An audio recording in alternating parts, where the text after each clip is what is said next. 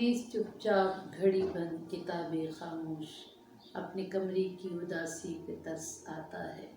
اور اسوال پول نے کہا تھا کہ جو لوگ سوچتے ہیں زندگی ان کے لیے خوشیوں کا گہوارہ بن جاتا ہے، اور جو لوگ صرف محسوس کرتے ہیں زندگی ان کے لیے کانٹوں بھرا بستر بن جاتا ہے۔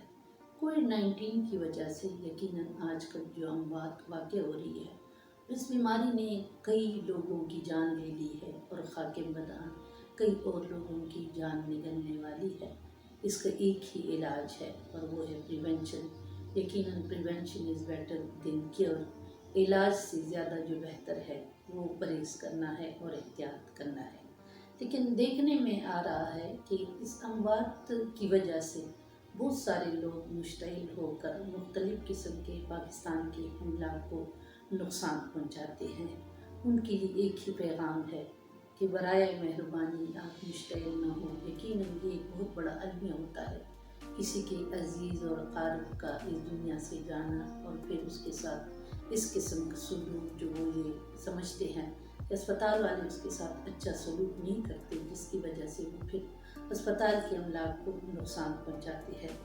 میری ان کے لیے ایک نصیحت ہے، یا ایز اے بڑا آپ سمجھ لیں کہ یقیناً آپ کی جو موت ہے وہ ایک المیہ ہے، اور اس کا افسوس صرف ہمیں آپ کو نہیں ہوتا بلکہ پوری انسانیت کو ہوتا ہے، کیونکہ جو بھی انسان ہوگا یقیناً اس موت کا افسوس ہوگا۔ لیکن کیا کریں، آج کل جو حالات ہیں، اسپتالوں میں جگہ کم پڑ گئی ہے، بستریں کم پڑ گئی ہیں، اور کئی جو ڈاکٹر ہیں وہ بیچارے خود لقمہ اجل بن گئے ہیں۔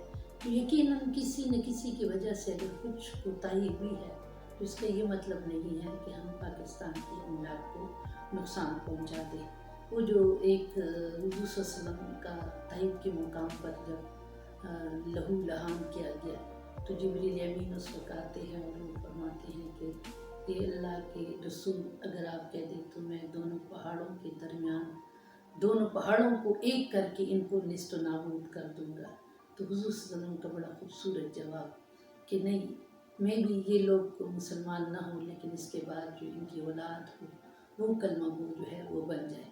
کہنے کا مقصد یہ ہے کہ یہ ملک اتنی آسانی سے ہم نے حاصل نہیں کیا ہے۔ یقیناً یہ وطن میرا اور آپ کے بچوں کی امانت ہے۔ اگر اس وطن سے بقول آپ کے یا میرے اس وطن سے ہمیں کوئی فائدہ نہیں ہوا تو یقیناً اس وطن کو تو ہم نے بھی کچھ نہیں دیا ہے۔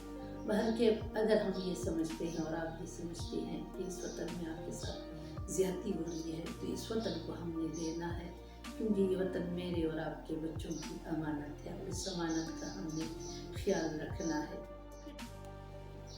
ہم اگر ڈاکٹر حضرات کو دیکھ لیں تو میں اور آپ تو اپنے گھروں میں آرام کر رہے ہیں، لیکن وہ بیچارے دن رات بغیر کسی اسلحہ کے ان بیماریوں کے لیے لڑ رہے ہیں۔ یہ بیمار میرے اور آپ کی بیمار ہے، اور وہ بیچارے جو ہے اپنی جان ہتھیلی پہ رکھ کے جو ہے ان کی شفایابی کے لیے دن رات محنت میں لگے ہوئے۔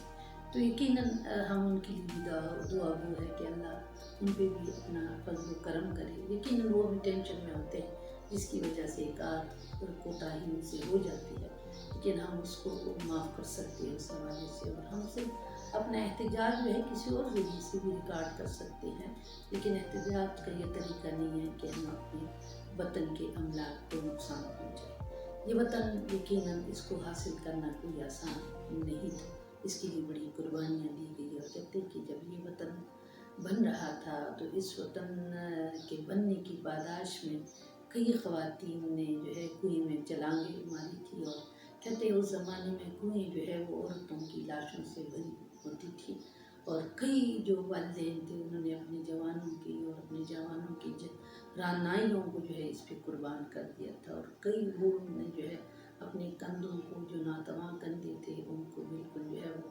کمزور مزید کر دیا تھا، اس لیے کہ انہوں نے اپنے بچوں کی قربانیاں دی تھی۔ یہ وطن میرا اور آپ کا وطن ہے، اس وطن کو بچانا ہے، اس وطن کے لیے کچھ کر کے دکھانا ہے۔ یہ وطن ہے تو میں ہوں، یہ وطن ہے تو آپ ہیں، یہ وطن صاحبان ہے۔ یقیناً اگر آپ دوسرے ملک کو جاتے ہیں تو وہاں پہ ہماری حیثیت سیکنڈ شہری کی ہو جاتی ہے، اور ادھر اپنا وطن ہے، اپنی آزادی ہے، اپنا رحم و کرم ہے۔ جو شاعر کہتا ہے کہ وطن کے ہوں اگر کانٹے تو بھر لو اپنے دامن میں، اگر ہو پھول پردیسی نہ چھونا بے وفا ہوں گے۔ والسلام۔